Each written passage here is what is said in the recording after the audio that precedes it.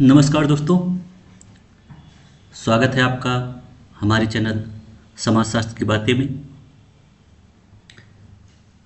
UP PGT की जो श्रृंखला हमारी चल रही है उस श्रृंखला का यह 29वां वीडियो है। इसके पहले हम 695 प्रश्नों की चर्चा कर चुके हैं। आगे बढ़ते हैं अपने प्रश्न पर। हाँ, अगर आपको हमारे चैनल से ज़रा सा भी लाभ मिल रहा तो आप चैनल को सब्सक्राइब करें और ज़्यादा से ज़्यादा लोगों तक शेयर करें। अब बढ़ते हैं अपने प्रश्न पर और हमारा पहला प्रश्न है, विभिन्न जातियों के दो व्यक्तियों के परस्पर विवाह को क्या कहते हैं? ऑप्शन है जातीय अंतर्विवाह, बहुविवाह, बहिर्विवाह, अंतरजातीय विवाह। यहाँ पे आपका राइट ऑप्शन हो जाएगा अंतरजातीय विवाह। अगला प्रश्न है, अपनी जाति के अंदर विवाह करने की अनिवार्यता को क्या कहते हैं? ऑप्शन है जातीय अंतर्विवाह, बहुविवाह, बहिर्विवाह, अंतरजातीय विवाह। राइट ऑप्शन यहाँ पे हो जाएगा आपका जातीय अंतर्विवाह। अगला प्रश्न है, भारतीय शास्त्रों के अनुसार स्त्री धन किसे कहते हैं? ऑप्शन है उसके स्वयं के विवाह के समय तथा उसके स्वयं के तथा उसके पति के परिवार में अन्य किसी अवसर पर उसे दिया गया धन व वस्तुएं। दूसरा ऑप्शन है उसके पति की आमदनी। तीसरा स्त्री की स्वयं की आमदनी। चौथा उपर्युक्त सभी। यहाँ पे आपका राइट ऑप्शन हो जाएगा उसके स्वयं के विवाह के समय तथा उसके स्वयं के द्वारा तथा उसके पति के परिवार में अन्य किसी अवसर पर उसे दिया गया धन व वस्तुएं ही स्त्री धन कहलाती है। अगला प्रश्न है, संयुक्त परिवार सामाजिक जगत का एक छोटा रूप है, कथन सही है या गलत? ऑप्शन है पूर्णतः सही, अंशतः सही, पूर्णतः गलत, तीनों में से कोई नहीं।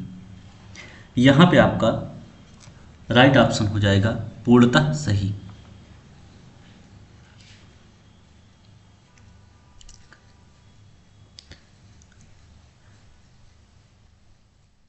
अगला प्रश्न है, मुस्लिम विवाह का स्वरूप इनमें से कौन सा नहीं है? ऑप्शन है फासिद, बातिल, मुताह, जिहर। यहाँ पे आपका राइट ऑप्शन हो जाएगा जिहर।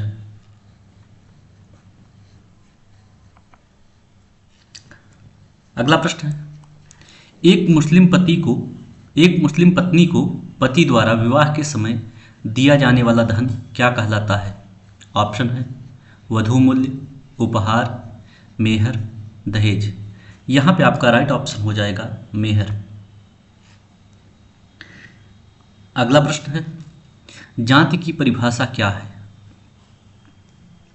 पहला ऑप्शन है जाति एक अंतर्विवाही समूह है। दूसरा जाति एक बंद वर्ग है। तीसरा जाति एक बहिर्विवाही समूह है। चौथा एक और दो दोनों सही है। यहाँ पे आपका राइट ऑप्शन हो जाएगा एक और दो दोनों सही है, क्योंकि जाति एक अंतर्विवाही समूह है। अंतर्विवाही मतलब जाति के अंदर ही विवाह होता है, ठीक।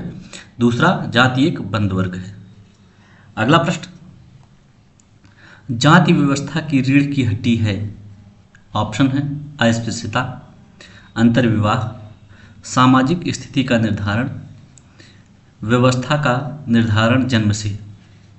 यहाँ पे आपका राइट ऑप्शन हो जाएगा अंतर्विवाह। जाति व्यवस्था की रीढ़ की हड्डी अंतर्विवाह ही है।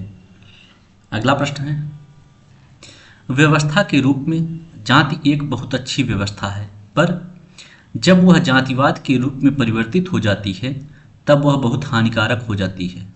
टिप्पणी कीजिए इस पर। पहला ऑप्शन अंशतः सही है, दूसरा पूर्णतः सही है, तीसरा पूर्णतः गलत है और चौथा है इनमें से कोई नहीं। यहाँ पे आपका राइट ऑप्शन हो जाएगा कि पूर्णतः सही है। अगला प्रश्न है, जजमानी व्यवस्था पाई जाती थी भारत के, ऑप्शन है गांवों में, कस्बों में, शहरों में, जनजातियों में। यहाँ पे आपका राइट ऑप्शन हो जाएगा गांवों में। भारत के गांवों में जजमानी व्यवस्था पाई जाती थी। अगला प्रश्न है, किस नातेदारी संगठन में मातृवंशीय व्यवस्था विद्यमान है?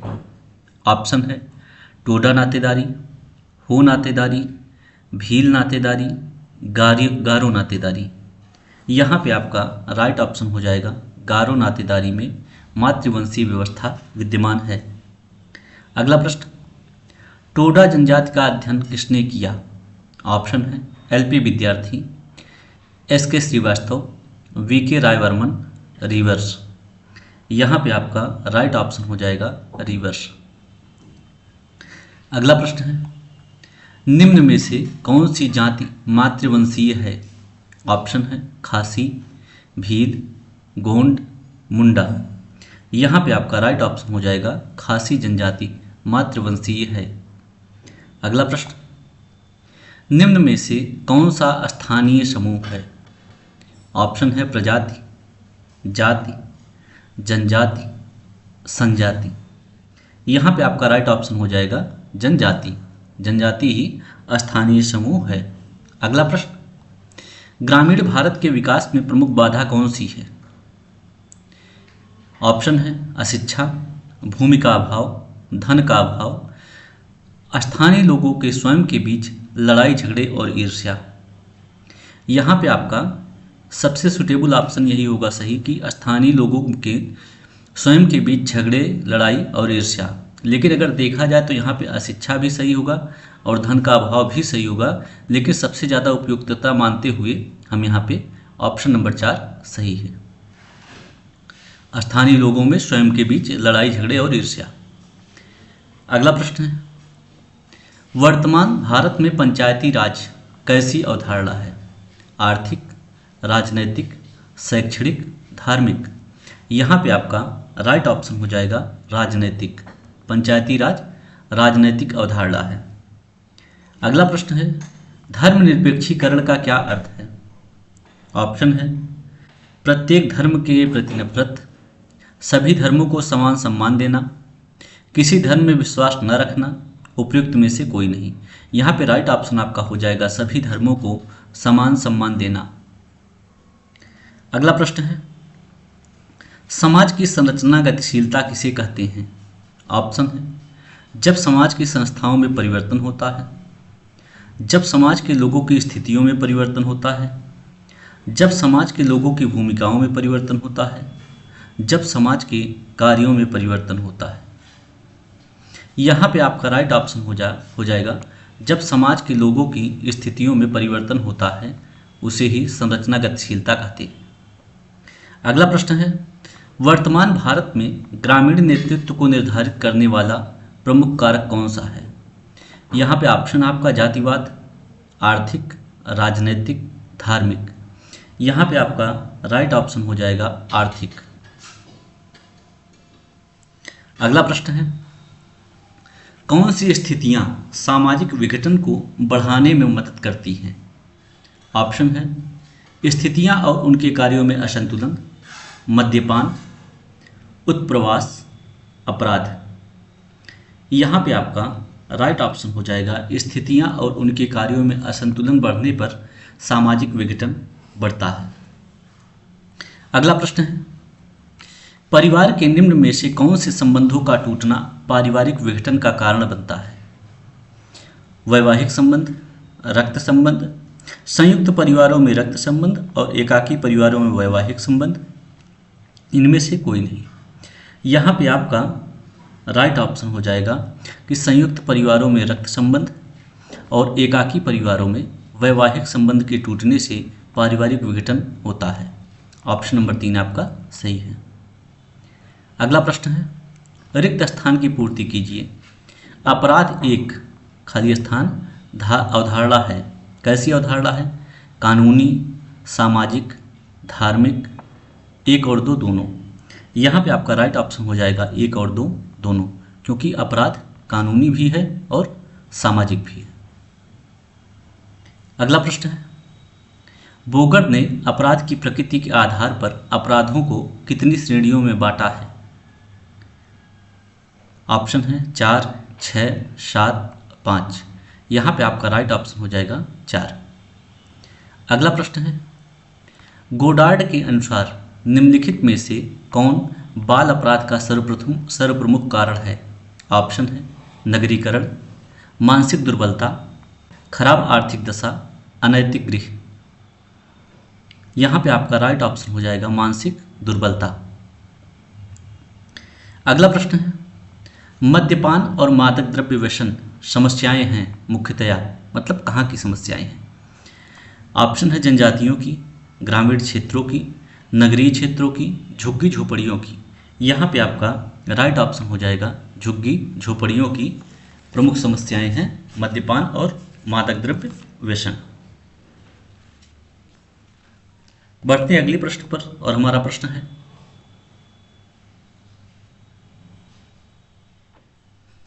आज की निराश्रिता कल की वेश्या है, कथन पर विचार कीजिए। मतलब यह कथन कैसा है? ऑप्शन है अंशतः सही, अंशतः गलत, पूर्णतः सही, पूर्णतः गलत। यहाँ पे आपका राइट ऑप्शन हो जाएगा अंशतः सही। अगला प्रश्न है, निम्नलिखित में से कौन सी जनांकिकी प्रक्रिया है? प्रजननता, मर्त्यता, अस्वस्थता, 1 और 2 दोनों। यहाँ पे आपका राइट ऑप्शन हो जाएगा 1 और 2 दोनों, क्योंकि प्रजननता और मर्त्यता दोनों जनांकिकी प्रक्रिया है। अगला प्रश्न है, सामाजिक न्याय एवं अधिकारिता मंत्रालय का गठन कब किया गया? ऑप्शन है 1997, 1998, 1996, 1995। राइट ऑप्शन आपका हो जाएगा 1998। ठीक। अगला प्रश्न, ह्यूमन सोसाइटी पुस्तक के लेखक कौन है? ऑप्शन है Auguste Comte, Herbert Spencer, Kingsley Davis, Max Weber. यहाँ पे आपका राइट ऑप्शन हो जाएगा किंग्सले डेविस। अगली पुस्तक, सोशियोलॉजी ऑफ रिलीजन किसकी पुस्तक है? ऑप्शन है Max Weber, Tylor, Malinowski, Herbert Spencer. Right option यहाँ पे आपका हो जाएगा मैक्स वेबर। अगली पुस्तक है the position of women in Hindu civilization किसकी पुस्तक है? ऑप्शन है Y B Damle, Indira Deva, A S Altekar, J N Chaudhary. यहाँ पे आपका राइट ऑप्शन हो जाएगा ए एस अल्तेकर। अगला प्रश्न, भावुकता प्रबल होती है अर्थात कहाँ प्रबल होती है? जनता में, भीड़ में, परिवार में, संस्था में। यहाँ पे आपका राइट ऑप्शन हो जाएगा भीड़ में। आश्रितता सिद्धांत डिपेंडेंसी थ्योरी किससे संबंधित है? ऑप्शन है महिलाओं का पुरुषों पर आश्रितता, गरीब लोगों का सरकार पर आश्रितता, गरीब देशों का विकसित देशों पर आश्रितता, वृद्ध व्यक्तियों का अपने परिवार पर आश्रितता। यहाँ पे आपका राइट ऑप्शन होगा गरीब देशों का विकसित देशों पर आश्रितता, डिपेंडेंसी थ्योरी के अंतर्गत आता है। अगला प्रश्न है, किसी संगठन की औपचारिक संरचना में निहित है। क्या निहित है? सत्ता का प्रत्यायोजन, वैवाहिक हित, वैयक्तिक हित, वैयक्तिक भूमिकाएं, गुट। यहाँ पे आपका राइट ऑप्शन हो जाएगा सत्ता का प्रत्यायोजन। अगला प्रश्न है, व्यक्ति की विचार शक्ति लुप्त प्राय हो जाती है कहाँ पर? ऑप्शन है समिति में, भीड़ में, जनता में, श्रोता समूह में। राइट ऑप्शन आपका हो जाएगा भीड़ में। अगला प्रश्न और इस वीडियो का लास्ट प्रश्न, वीडियो के साथ साथ वर्ष 2011 की श्रृंखला की अंतिम प्रश्न यह है, अविद्यालयीकरण या निर्विद्यालयीकरण डी स्कूलिंग किससे संबंधित है? ऑप्शन है इवान इलीच, महात्मा गांधी, अरविंद, भगवान दास। राइट ऑप्शन आपका हो जाएगा इवान इलीच। इसी के साथ दोस्तों यह वीडियो यहीं पर समाप्त होता है। वीडियो के बारे में फीडबैक आप कमेंट बॉक्स में ज़रूर दें। मिलते हैं अगले वीडियो में, तब तक के लिए धन्यवाद।